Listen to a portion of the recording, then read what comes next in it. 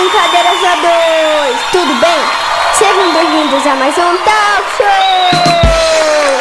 Eu sou Arthur e eu começo o programa de hoje agradecendo a você que tem acompanhado os vídeos do nosso canal. Muito obrigado pelo carinho e audiência. Quero aproveitar e convidar você aí que ainda não se inscreveu a clicar aqui ao lado e se inscrever, porque isso ajuda muito a gente a continuar produzindo conteúdo de qualidade para todos vocês. Oi, Arthur, gostou do meu visual? Oi, Lisa, mas por que você tá vestida assim? Arthur, eu tô vestida assim porque eu tô fazendo uma homenagem pro nosso convidado de hoje. Ah, é verdade. E pessoal, vocês sabiam que ele também tem um talk show? Tem imagens aí, produção?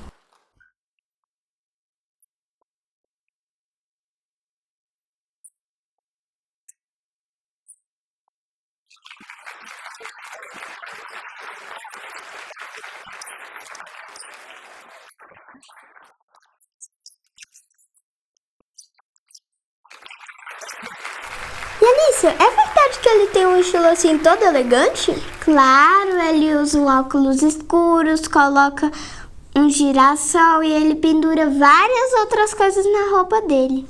Pessoal, e eu não contei, mas ele deve ter uma coleção enorme de ternos estampados. Quer ver? Só tem imagens dele.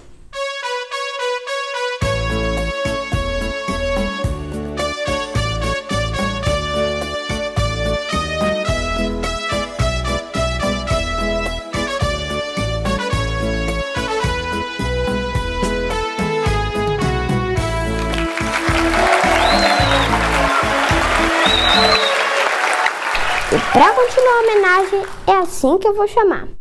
O menino gigante que veio de Pereiro, lá no Ceará. Ele virou arquiteto, ator, cantor, humorista e compositor. Mas nunca perdeu seus valores que aprendeu com seu doutor. Hoje faz sucesso com sua música e seu jeitão. Senhoras e senhores, é com muito carinho que eu recebo aqui o nosso amigo Falcão!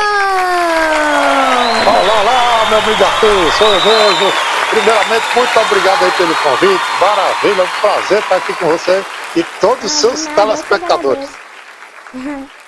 E Falcão, tudo bem? Mais uma vez, um enorme prazer receber você aqui no nosso programa. E a minha primeira pergunta é sobre a sua casa, lá no Ceará, quando você ainda era bem pequeno. Uma casa simples, localizada em Pereiro, não é? Me parece que naquela época não tinha nem eletricidade por lá. É verdade? Como era a vida sem energia elétrica? Até que não era ruim não, sabe? Porque a gente, na verdade, não tinha energia na cidade de canto nenhum. A cidade é uma cidade muito pequena, na época tinha uns 10 mil habitantes só. Era tão legal que a gente conhecia todo mundo, né?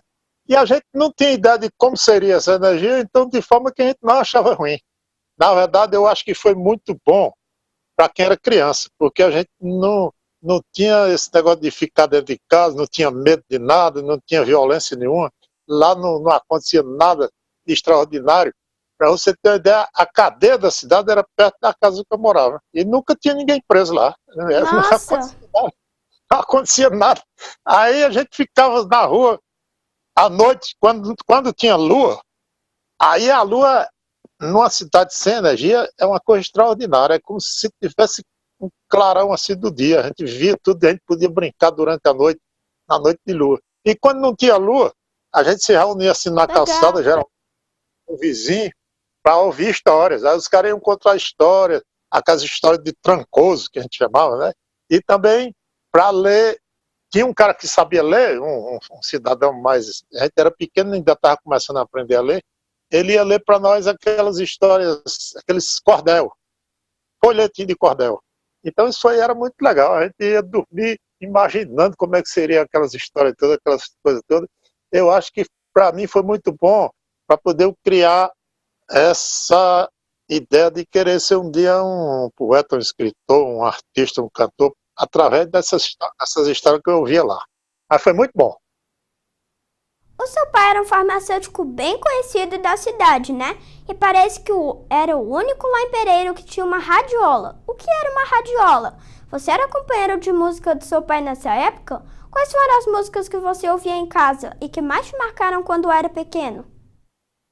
É verdade, meu pai ele gostava muito de música, e como a cidade não tinha energia, E também era muito difícil as coisas, a estrada que chegava até lá era muito difícil de chegar um carro, as pessoas tinham poucas coisas. E meu pai era dos únicos, talvez o único, que tinha uma radiola. Radiola é um aparelho que nele só tem rádio e tem vitrola. Por isso o nome, radiola. Entendeu? Aí a gente ficava ouvindo música lá, e como meu pai gostava muito de música, ele comprava discos, ia para a capital uma vez por mês, eu acho, e trazia discos, aqueles discos de vinil, grandão, aquelas bolachonas, dos cantores da época, tipo, era Nelson Gonçalves, Valdir Soriano, Luiz Gonzaga, esse pessoal daquela época. E também ele começou a comprar umas coleções de música internacional. Meu pai era um cara que gostava muito de ler, ele tinha a assinatura daquela revista Seleções, e lá nas Seleções vinha as propagandas oferecendo a coleção da grande música italiana, ele comprava. Coleção da música mexicana, ele comprava. Música americana. De forma que lá em casa tinha um bocado de coleções e a gente ficava ouvindo. Ele não era assim companheiro de ouvir com ele, não, mas como ele colocava geralmente à noite aquela radiola para tocar, e como eu falei, não tinha energia, não tinha televisão, a gente ficava escutando. Não ficava escutando assim, prestando atenção, ligado, não, mas aquilo de alguma forma ficou no ouvido. Eu comecei a aprender muita coisa interessante de ouvir assim, de passagem, no disco do meu pai. Sim. Eu li que desde pequena você gostava muito de desenhar, é verdade? Geralmente quem desenha tem um olhar muito apurado das coisas em sua volta. Quais são as imagens mais marcantes da sua infância? O que você desenharia no papel, se tivesse que fazer um quadro aqui agora? Realmente, eu sempre gostei muito de desenhar, eu tinha a ideia assim de que seria um desenhista, eu gostava de história em quadrinho na época, né? Comecei a ler umas histórias em quadrinho, e comecei a desenhar, inventar uns personagens. E o que marcou mais minha infância foi a cidade mesmo. A cidade de Pereira era uma cidade muito tranquila. Os amigos, o colégio. A cidade de Pereira, embora seja uma cidade no interior do Nordeste, que a gente pensa que é aquela coisa muito seca, muito sem verde, e realmente é, mas a Pereira é em cima de uma serra. E na serra é um pouco menos seco, né? Um pouquinho mais verde. E era muito legal tudo lá. Por exemplo, a gente morava num sítiozinho assim perto da cidade, 1,5 quilômetros da cidade, e tinha muito jumento. Então, a gente pegava um jumento assim que estava na estrada para ir para a escola. Não sabia nem quem era o jumento, pegava e ia para a escola. Então, se eu pudesse desenhar agora, desenhar uma cena dessa, eu pegando um jumento para ir para a escola. Na década de 70 você mudou para Fortaleza, e na escola com certeza você já era um dos mais altos, né? Você gostava da sua escola? Já fazia algum tipo de humor com seus amigos? E conta pra mim uma curiosidade pela altura. Você já era o último da fila? Quando eu cheguei em Fortaleza, eu cheguei com 12 anos, mais ou menos. 11 para 12 anos. E aí era meio encabulado, né? Porque eu vinha do interior, uma cidadezinha muito pequena, sem energia. Aí fui para uma escola onde os meninos eram muito mais desenvolvidos, os meninos já assistiam televisão. E aí então eu era meio encabulado, eu não brincava muito com eles, porque eu primeiro fui me entrosar, aí sentava ali na frente, né? E como eu era muito grande, como você falou, com 14 anos, com 13 anos eu já tinha 1,90 m. Nossa! Aí o pessoal começou a reclamar, porque eu sentando nas carteiras ali da frente, ficava no meio. Isso sem falar no tamanho da cabecinha de cearense, né? Ficava atrapalhando quem estava atrás. Aí eu fui passando devagarzinho, conforme eu fui me entrosando com a turma, eu fui passando para aquela turma lá do fundão e fui ficando mais gaiato, fui criando mais brincadeiras. Eu sempre fui um aluno assim que gostei muito de brincadeira, de humor e tal, mas não era aquela brincadeira para atrapalhar a aula, não. Era uma brincadeira que até os professores gostavam. Então, era muito legal. Eu me tornei assim uma espécie de líder dentro da classe por causa dessa história de tirar a onda com todo mundo, mas negócio saudável. Sim, mas foi na década de 80 que você começou a faculdade de arquitetura, né? Hoje, com tantos discos gravados, acho que 9, se não me engano. O que você trouxe da arquitetura para a comédia musical ou para a sua vida como humorista? Você sabe que eu fui fazer arquitetura porque, como eu gostava de desenhar, eu tinha a ideia de que seria um artista, não sei se era na música, se era no desenho, eu sei que eu queria ser artista. Aí fui fazer arquitetura porque não tinha outra faculdade que levasse para esse lado das artes. E aí foi muito legal porque a faculdade de arquitetura, ela não é só para construção, para aprender a desenhar uma casa, um edifício, ou uma urbanização da cidade, não. Ela trata de todas as artes. Aí na arquitetura eu abri a cabeça assim, por exemplo, para a escultura, para a pintura, para a música, para a literatura, tudo quanto é arte, a gente aprende um pouco da faculdade de arquitetura. E foi muito bom. Foi bom porque de lá, além de eu ter sacado essas coisas todas do que estava acontecendo na arte no mundo todo, eu comecei a ter a ideia de fazer o trabalho que eu faço hoje, que é uma música bem-humorada, um personagem também bem colorido, bem diferente. Foi tudo lá dentro da faculdade de arquitetura que começou. Hoje você tem um estilo totalmente único e que garante a sua personalidade onde quer que esteja. Qual foi o momento da sua infância que você determinou essa elegância toda e que você decidiu que as suas roupas seriam sempre coloridas, estampadas e o girassol seria seu fiel escudeiro? Você sabe que desde muito novo eu sempre fui meio diferente. Primeiro, no tamanho, né? Porque eu era um cara cearense com 1,93 m, era muito difícil. Então, onde eu passava, o pessoal ficava tudo apontando, mostrando o tamanho desse cara e tal. Aí eu fui tendo a ideia de que é bom, é legal o cara ser diferente. Aí quando eu comecei a cantar, comecei a fazer as minhas músicas e fui me apresentar as primeiras vezes, já foi assim com um estilo meio brega, né? Mas na verdade não era tão colorido. Era uma brincadeira em cima daqueles cantores bregas que tinha na época, que era o Rodrigo Soriano, era o Reginaldo Rossi, aquele pessoal. Depois, eu já estava lá, aí que os amigos, as famílias e os colegas começaram a dar ideia, não, devia ser mais colorido, devia colocar isso e aquilo. E eu não tinha usado nunca um girassol, não. Aqui lá eu botava uma flor aqui na lapela, mas uma flor qualquer, inclusive porque eu via na televisão, não sei se você chegou a conhecer, no programa do Silvio Santos tinha um jurado lá chamado Pedro de Lara, ele usava uma florzona branca aqui no peito. Mas eu não tinha ideia de fazer aquilo, não. Quando foi um dia lá andando fazendo show já pelo interior do Nordeste, uma pessoa jogou um girassol lá em cima do palco e eu coloquei aqui. Aí deu aquele tchan, né? Eu senti que aquele girassol tinha que ficar aqui pro resto da vida. É claro que o girassol que ela jogou era um girassol natural mesmo, e o girassol é uma flor que murcha rápido, no instante ela se desmancha. Aí eu arranjei um girassol artificial, esse aqui de plástico, assim, meio tecido, e pronto. Daí pra cá ele virou a marca registrada. E essa é uma pergunta que faz muito sucesso no nosso programa. Temos aqui no canal uma série de vídeos que se chama Máquina do Tempo. Se você pudesse voltar no tempo e reviver um momento marcante da sua vida, em qual momento da sua infância você gostaria de voltar e por quê? Eu acho que até já respondi antes, é aquela história do jumento. Era o seguinte, a gente estudava no colégio lá, que ficava 1,5 km mais ou menos da cidade, aí eu aprendi a andar de jumento com meu pai, para saber, para você ter uma ideia, antes de aprender a andar de bicicleta, eu aprendi a andar de jumento. E aí depois eu aprendi a andar de bicicleta e andar a cidade. Toda a cidade era tão pequena que uma volta assim, de 10 minutos, a cidade, as 2 voltas na cidade, em 10 minutos. Nossa. Mas o jumento foi muito importante porque, além de ser engraçado, é que a gente saía de manhã cedo para ir para a aula, aquela preguiça, né, de 7 horas da manhã, e tinha que andar esse 1 quilômetro, 1,5 km. E a cidade era cheia de morro, porque era uma serra, né? Aquela preguiça de subir morro, descer morro. De repente aparecia um jumento bem na estrada e pronto, montava no jumento e ia para a aula. Chegava lá, soltava o jumento na porta do colégio e assistia a aula. Na saída, se ele ainda estivesse lá, pegava de volta. Se não, aparecia outro, pegava também. Então, é uma das coisas que eu gostaria, se voltasse ao passado, era dar uma volta naquele jumento de novo. Na infância a gente sonha com muita coisa, né? Hoje você já é famoso, já participou de um filme, já apresentou um talk show.